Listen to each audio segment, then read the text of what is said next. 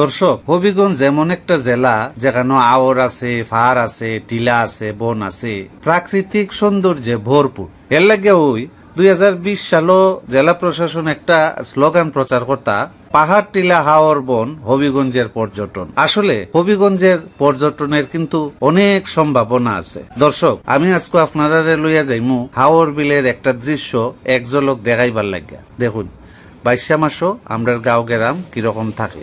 আপনারা জানুন এবার 22 মাসও পানি কম হয়েছে। এখন বাংলা আশ্বিন মাসের মাঝামাঝি, 22 মাস শেষ হইয়া আইতাছে। আওরের পানি আর শরতের নীল আসমান, সুন্দর দৃশ্য দেখা যাইতাছে। পানির মাঝে ভাসমান ছোট ছোট গেরাম, যেমন অনেক সময় মনে হয় উপকূলের ম্যানগ্রোভ।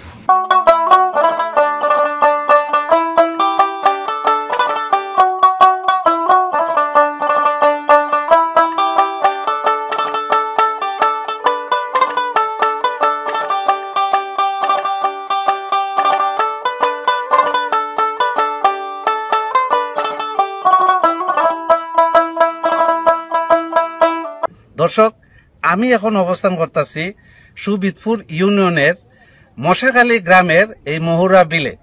এখানের মধ্যে আমি আপনারা দেখাইমু, এটা হইতেছে একটা যে বিলটা, এটা হইতেছে পদ্ম ফুলে ভরপুর। এখানের মাঝে পদ্ম গাছ দেখা যায়, বড় বড় পাতা।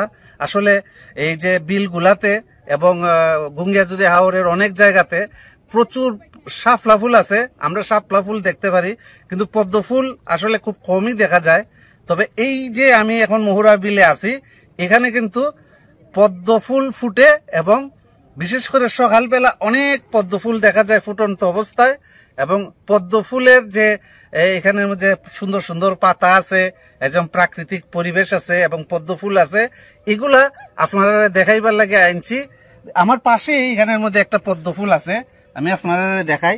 এই যে পদ্ম ফুল কিন্তু, এই যে পদ্ম ফুল কিন্তু গায়ের মধ্যে কাটা কাটা থাকে। এই পদ্ম ফুলটা দেখেন, এর সৌন্দর্য খুবই আপনার বলার মতো রাখে না। যদিও ফুল ছিঁড়া উচিত না, তারপরেও সেখানে আমি জানি বিগত কিছুদিনে প্রায় একজনে নাকি 1700 ফুল কাইটা লইয়া গেছে। তোমার নাম কিতা ভাই? বাপ্পি দাস। বাপ্পি দাস, আচ্ছা, তুমি কিতা করো কেন? এখানে ওই পর্যটকরা আসে পদ্ম ফুল দেখার জন্য, আমরা নিয়ে আসি। কিরকম পদ্ম ফুল থাকে কেন? পদ্ম ফুল সব সময় পাওয়া যায়, মানে অনেক পদ্ম পাওয়া যায়, তাই না? তাইলে ইয়া কিতা ফুলগুলা কিতা করে মানুষে? ফুলগুলা ছবি উঠা, তারপর অনেকে নিয়ে যায় বিক্রি করার জন্য। ওই যে আমি সেদিন হবিগঞ্জ গেছিলাম, কালীবাড়ির সামনে দেখছি একজন লোক এক টুকরির মাঝে ফুল লইয়া বসে থাকছে। আমি বলতাছি এই ফুলগুলা কোথায় থেকে সংগ্রহ করছো? সে বলতাছে ওই যে পার্কের কথা কইছে, এই পার্ক থেকে কিনে আনছি।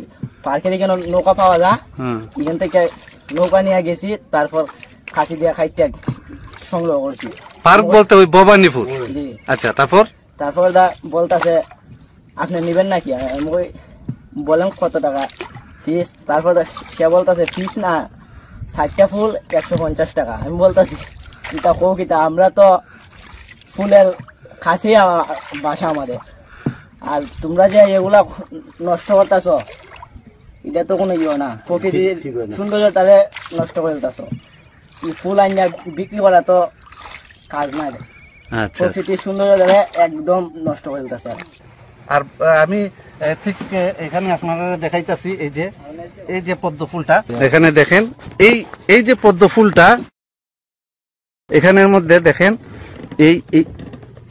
এই পদ্ম ফুল, এই যে বানিয়াচং এর হাওরে সুবিদপুর ইউনিয়নের মহুরা বিলে এই যে পদ্ম ফুল ফুটটা রয়েছে দেখা যায়। এই যে পদ্ম ফুলের যে সৌন্দর্যটা, এটা কিন্তু অনেকেই আমাদের এই যে প্রজন্মের, যে নতুন প্রজন্মের শিশু কিশোর যারা আছে, তারা কিন্তু এই পদ্ম ফুল অনেকেই দেখে নাই।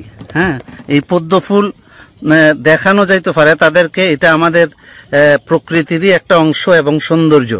তো আপনি এই যে এখানে এই মহুরা বিল সম্পর্কে আপনি কিতা জানেন? আমি যা জানি শৈশব থেকে শুনেছি মৌরা বিলে পদ্ম ফুল ফুটে, হ্যাঁ। সবসময় পদ্ম ফুল ফুটে আমরা দেখার জন্য আসি, এবং আজকে যে আসছি পদ্ম ফুল সৌন্দর্য বর্ধন করে, তাই পদ্ম ফুল দেখার জন্য আসছি। হ্যাঁ, এই এলাকার মধ্যে কি আপনার কোনো মানে এর আগে আইসুন বা সম্পর্ক আছে? আছে, অনেকেই আছে, আমার আত্মীয় স্বজন আছে এই মশাউল গ্রামে, তারা তো অনেকেই দাওয়াত দেয় নিমন্ত্রণ জানায় যে পদ্ম ফুল দেখার জন্য।